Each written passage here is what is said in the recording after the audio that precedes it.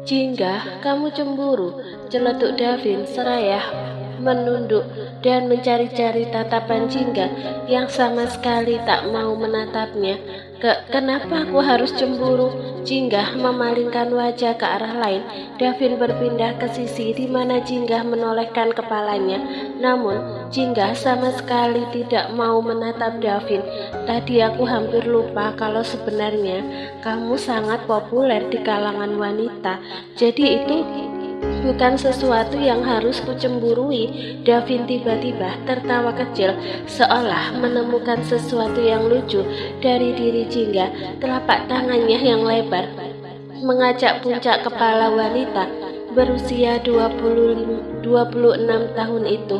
Aku bercanda, Jingga. Tawa Davin masih terdengar di udara. Kamu sudah tahu kalau aku kuliah di Oxford, bukan? Dari Inggris ke sini jaraknya cukup dekat, bisa ditempuh dalam waktu 1 sampai 2 jam. Jadi aku sering menghabiskan waktu bersama teman-temanku ke sini setiap libur semester. Mata Jingga yang menatap datar pada pintu lift itu langsung mengerjap. Teman-temanmu perempuan? Enggak semuanya. Davin menegakkan kembali badannya dan melihat angka yang terus berubah saat lift semakin naik. Di dalam sikl pertemananku terdiri dari 7 orang, 4 laki-laki dan 3 perempuan. Kami bertujuh hampir selalu pergi bersama-sama kemanapun kami berlibur, termasuk ke sini. Jika boleh jujur, Jingga merasa lega karena Davin tidak benar-benar pergi ke kota ini dengan wanita yang memiliki hubungan lebih dari sekedar pertemanan. Jingga baru mendengar Davin bercerita mengenai masa lalunya, dan Jingga semakin sadar kalau ia tidak begitu mengenal Davin. Aku ingin tahu lebih jauh tentang kamu, gumam Jingga tanpa sadar. Davin mendorong kursi roda Jingga keluar saat pintu lift terbuka. Kamu ingin tahu ceritaku lebih banyak? Jingga mengangguk ragu-ragu. Boleh, tentu. Davin terkekeh pelan. Tapi nanti ada waktu khusus untuk kita berdua melakukan deep talk. Ia menunduk dan berbisik di telinga Jingga. Bukankah waktu yang paling cocok untuk deep talk itu saat di ranjang? Davin seketika tertawa ketika Jingga menoleh dengan tatapan penuh protes dan pipi yang memerah. 1 menit kemudian keduanya tiba di dalam restoran yang berada di paling atas gedung hotel ini. Restoran itu nampak megah dengan sofa-sofa yang mengelilingi masing-masing meja. Bunga-bunga hidup dan lilin menghiasi setiap meja itu. Alunan musik biola terdengar mengalun romantis yang dimainkan oleh seorang violinis sejarah langsung di tengah restoran. Begitu melihat pemandangan di hadapannya, Jingga ternganga dan tak bisa berkata-kata.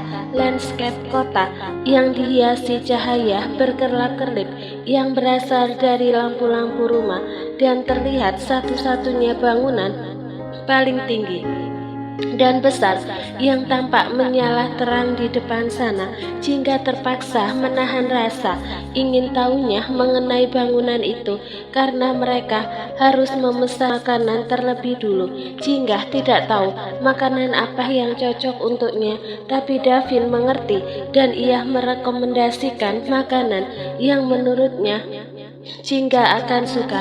Dev, itu bangunan apa? Tanya Jingga sambil menunjuk bangunan besar itu. Setelah waiter membawa pergi daftar pesanan mereka. Itu Vatikan. Vatikan? Indah bukan? Wah, mata Jingga berbinar. Indah sekali, gumamnya takjub. Davin menekuk siku di meja. Kedua tangannya saling bertaut di bawah dagu. Sementara itu matanya memandangi Jingga lamat-lamat. Di saat Jingga masih terpesona dengan keindahan pemandangan di hadapannya, Davin mengeluarkan ponsel dari saku dan mengarahkan kamera pada wanita itu. Suara kamera terdengar berbunyi berkali-kali.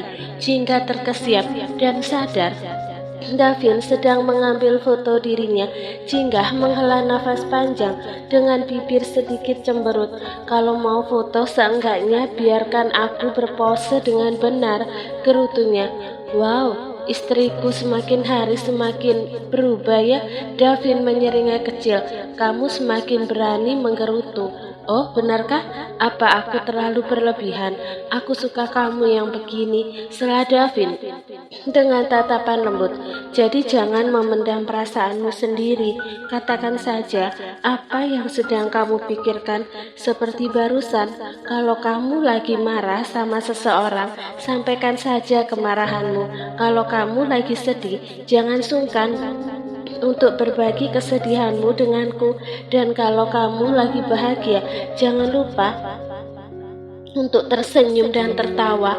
Kata-kata yang Davin ucapkan dengan penuh perhatian itu membuat Jingga tertegun. Kedua sudut bibir Davin terangkat. Karena aku suka senyumanmu. Jantung Jingga berdebar-debar. Ia meremas pakaiannya di bawah meja seraya menatap Davin. Jingga penasaran apakah Davin juga selalu berdebar-debar saat mereka menghabiskan waktu bersama seperti yang sering Jingga rasakan. Nah, sekarang kita foto berdua. Memori handphoneku terlalu besar kalau nggak dipakai untuk berfoto. Davin berdiri di samping Jingga dengan badan sedikit menunduk mensejajarkan wajah mereka berdua. Dengan gugup Jingga tersenyum ke arah kamera. Davin menyentuh tombol putih berkali-kali. Lalu di foto keempat Davin tiba-tiba mengecup pipi Jingga. Mata Jingga terbelalak kaget dan kamera berhasil mengabadikan momen tersebut. Davin duduk kembali ke kursinya dan sibuk dengan ponselnya sambil menyeringai membuat Jingga curiga. Sementara itu, Jingga tengah berusaha mendinginkan pipinya yang memanas. Tak lama pesanan mereka datang. Keduanya mulai fokus pada makanan masing-masing sambil mengobrol ringan mengenai rencana kepulangan mereka 3 hari lagi. Saat mereka asyik mengobrol, ponsel Davin berdering. Jingga sempat melihat nama Chelsea tertera di layar. Sempat terbesit harapan di hati Jingga agar Davin tidak mengangkat panggilan itu. Namun harapan Jingga sirna. Davin mengangkat panggilannya. Halo, sapa Davin setelah meneguk air putihnya. Ia melirik Jingga yang menunduk pada makanan sejenak. Di sini baru jam 8 malam. Enggak, aku belum sampai ke penthouse. Lagi ada urusan dulu di luar. Jingga menghela nafas sepelan mungkin dan memfokuskan diri pada makanannya. Memangnya susah ya bilang kalau sekarang kita lagi makan malam berdua pada Chelsea, batin Jingga. Ia menyadari pikirannya sudah berputar terlalu jauh, lalu berusaha mengenyahkannya pikirannya sendiri dengan berpura-pura sibuk dengan ponsel. Ia membuka dengan asal aplikasi perpesanan, tapi tidak ada yang mengiriminya pesan. Lagi pula, selama ini Jingga tidak punya banyak teman. Oh, mengenai pesta itu, aku nggak lupa Chelsea, aku sudah ada di Indonesia di hari itu. Tentu aku akan datang. Pesta apa? Jingga bertanya-tanya dalam hati. Perasaannya mendadak kesal. Ia baru akan pamit ke toilet karena tidak ingin mendengar Davin mengobrol dengan Chelsea saat matanya tiba-tiba terpaku pada status Davin di aplikasi hijau yang dibuat beberapa menit lalu. Kok tumben dia bikin status? Batin Jingga lagi sambil memutuskan membuka status tersebut. Detik itu juga pipi Jingga memanas. Itu adalah foto selfie mereka berdua yang Davin ambil tadi dan tidak tanggung-tanggung. Di antara sekian banyak foto yang Davin pilih untuk di-share di statusnya adalah saat dia mengecup pipi Jingga. Ya Tuhan, Jingga merasa malu. Bagaimana jika keluarga besar Davin melihat foto itu? Chelsea, sudah dulu ya, aku masih ada keperluan yang sangat penting. Selamat malam. Keperluan sangat penting. Jingga langsung mendongak dan mendapati Davin sudah menaruh ponsel di meja. Kamu ada urusan lagi setelah ini? Davin menatap Jingga sejenak tersenyum samar. Ada. Oh, kalau begitu kita pulang. Aku sudah. Kata-kata Jingga terputus saat Davin tiba-tiba beranjak dari sofa lalu berdiri di sampingnya. Jingga mendongak heran. Urusanku sekarang adalah ini. Davin menjulurkan tangan kanannya. Jingga terhenyak, matanya sedikit membulat kalah melihat sebuah kalung menjuntai dengan bandul snowflakes kecil di tangan Davin. Cantik, hanya itu yang terlintas di pikiran Jingga. Kalung itu sangat cantik, sederhana tapi elegan. Jingga terngangah. Kalung itu, apakah untuknya? Apakah Jingga boleh berharap lebih banyak pada Davin? Tanpa banyak bicara, Davin memindahkan rambut Jingga dari belakang ke depan melalui bahu kanannya. Lalu Davin memasang kalung tersebut di leher Jingga yang membuat tulang punggung Jingga terasa beku dan kaku. Sambil menaikkan hook kalung itu dengan penuh perjuangan, Davin berkata pelan, "Barusan kami membahas pesta perusahaan keluarga Chelsea. Sebagai perusahaan kerjasama, dia mewanti-wanti supaya aku datang." Jingga tertegun. "Kenapa kamu mengatakannya padaku?" "Karena aku khawatir kamu cemburu dan berpikiran macam-macam." Ya Tuhan, kenapa Davin tahu aku sempat berpikiran macam-macam? Apa aku mudah terbaca? Bagaimana ini? Jingga menggigit bibir bawahnya dengan cemas. Ia menangkupkan kedua telapak tangannya pada botol minum dingin yang baru ia keluarkan dari kulkas. Setelah telapak tangannya terasa dingin, ia lantas menangkupkan tangannya itu di pipi, berharap hawa dingin itu akan membuat pipinya berhenti memanas. Jingga mengulanginya berulang kali. Sesekali ia menyentuh kalung di lehernya sambil tersenyum sendiri. "Apa yang sedang kamu lakukan?" "Aku perhatikan dari tadi kamu terus menyentuh pipimu." Jingga terkesiap, kepalanya dengan cepat berputar ke arah sumber suara. Ia melihat Davin sedang berdiri, menyandarkan satu bahu pada kusen pintu kamar sambil bersedekap dada. "Dev," mata Jingga mengerjak. Sejak kapan kamu berdiri di situ? Apa sudah lama?" "Kalau sudah lama, itu artinya sudah sejak 5 menit yang lalu." Apa?" Davin menyeringai kecil. Ia mengurai kedua tangannya dari depan dada, memasukkannya ke saku, seraya menghampiri Jingga yang sejak tadi duduk di meja makan. "Selama 5 menit, aku berdiri di sana. Aku melihat kamu sepertinya sedang gugup." Davin meraih dagu Jingga, mengangkat wajahnya hingga tatapan mereka bertemu. Satu tangan Davin yang lain bertumpu di tepian meja. Ia berbisik, "Siapa yang sudah membuatmu gugup?" Pipi Jingga menghitam. Ia kepergok tapi mengakui bahwa Davinlah yang membuatnya gugup, dan salah tingkah itu tidak mungkin. Jingga malu, namun mengelak. Dia tidak sedang gugup pun. Davin tidak mungkin percaya. Aku gugup karena sebentar lagi kita akan pulang." "Aku memikirkan bagaimana reaksi orang-orang nanti saat melihat perubahanku." Jingga tidak berbohong, sebab ia memang selalu memikirkan hal tersebut, dan ia gugup. Hanya saja rasa gugup yang ia rasakan karena hal itu tidak sebesar rasa gugup akibat perlakuan Davin hari ini. Setelah mengatakan kalimat tersebut, Jingga terkesiap saat sesuatu yang lembab dan dingin tiba-tiba menyentuh cukup lama. Mata Jingga terbelalak. Ia melihat mata Davin terpejam saat pria itu memberinya. "Mereka akan terkejut, itu pasti," ucap Davin parau. Sesaat setelah memberi jarak pada wajah mereka, Jingga mengerjap. berkali-kali untuk menyadarkan dirinya, tapi jangan hiraukan bagaimana reaksi mereka sama kamu. Fokuslah pada dirimu sendiri, lakukan apapun yang membuat kamu nyaman. Iya, Jengga mengangguk. Ia menghadiahkan sebuah senyuman lebar yang tulus dari lubuk hatinya. Terima kasih, kamu sudah melakukan semua ini untukku. Terima kasih, Dev. Pipi Davin memerah dan terpanah melihat senyuman Jingga. Ia tidak bohong. Jika senyuman diibaratkan cahaya matahari, maka senyuman Jingga barusan seperti cahaya mentari di pagi hari yang cerah, tidak menyilaukan dan tidak membuat orang lain kepanasan. Keterpakuan Davin buyar ketika bel terdengar berbunyi. Davin menghembuskan nafas kasar. Ia berbalik hendak menuju pintu, tapi langkahnya terhenti dan ia kembali ke hadapan Jingga dengan raut muka yang mendadak berubah keruh. Jingga berhenti tersenyum. Ada orang lain yang akan masuk ke sini. Hah?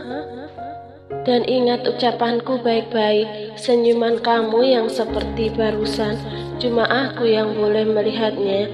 Kepada orang lain cukup senyum sepertinya saja. Jingga mengerja polos seraya memperhatikan punggung Davin yang menghampiri pintu.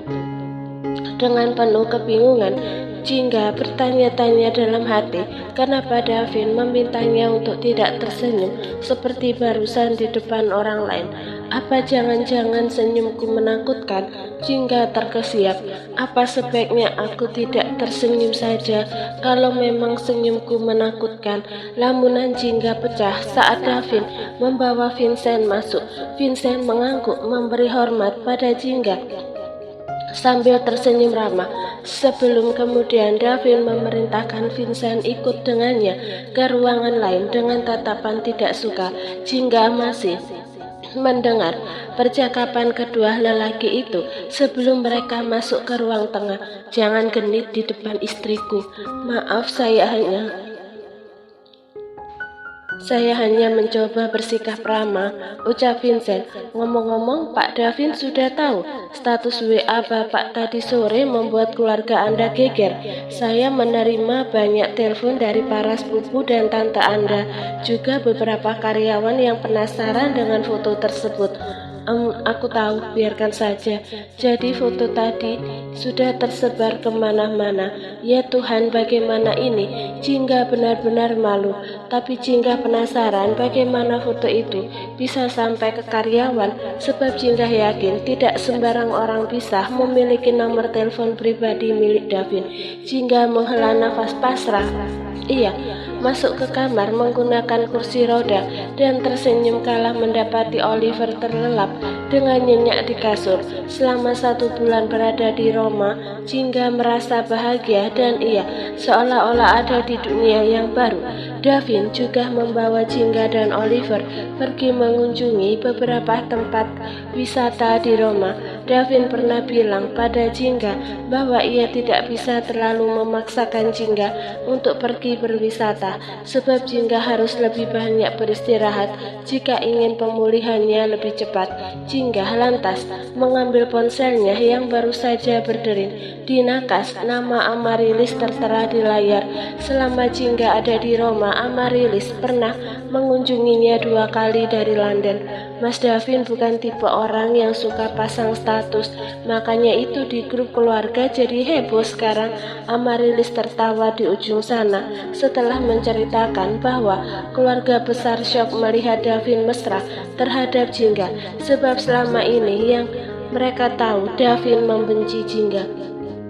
Aku malu, gumam Jingga dengan jujur. Ya, aku tahu Kak Jingga pasti malu. Tapi kok aku penasaran sama mukanya Chelsea ya? Amarilis kembali tertawa. Tawa yang terdengar puas. Aku yakin banget dia pasti ngamuk atau malah gak tidur semalaman. Jingga tersenyum kecil. Ia juga penasaran dengan hal itu. Dan sekarang Jingga sadar saat sore tadi mungkin Chelsea sudah melihat status itu sebelum menelpon Davin. Panggilan telepon berakhir setelah Jingga dan Amarilis mengobrol sekitar 5 menit. Jingga merebahkan tubuhnya di samping Oliver seraya menatap langit-langit ruangan dengan tatapan menerawang. Ada banyak hal yang memenuhi kepalanya saat ini, tentang ibunya dan pelangi, tentang hubungannya dengan Davin yang semakin dekat setiap harinya, dan tentang orang-orang di sekeliling Davin yang tidak menyukainya. Tiba-tiba pemandangan Jingga berubah. Yang ia lihat bukan lagi langit-langit kamar, melainkan wajah Davin yang tegas dan menawan. Jingga mengerjap kaget. Ia terlalu sibuk melamun hingga baru sadar Davin sudah berada di sambil tersenyum lembut. Jingga, panggil Davin dengan suara berat. Matanya menatap manik mata dan bibir Jingga bergantian dengan penuh minat. Malam ini aku menginginkanmu lagi. Pipi Jingga kembali memanas. Kamar mewah di penthouse yang mereka tempati ini entah sudah berapa kali menjadi saksi malam mereka selama berada di Roma. Dan malam ini pun Jingga kembali tidak bisa menolak keinginan Davin. Ia tidak bisa mengabaikan kebutuhan lelaki normal yang berstatus sebagai suaminya sendiri dan dibutuhkan oleh Davin. Ada sebagian dari diri Jingga yang merasa senang. Jingga tersenyum kecil dan mengalungkan lengannya di leher Davin, membuat pria itu menegang seketika. Dan detik itu juga Davin tidak memberi kesempatan pada Jingga untuk berkata-kata lagi. Ia segera membungkam mulut Jingga. Setelah ini Davin tak akan pernah bisa berhenti.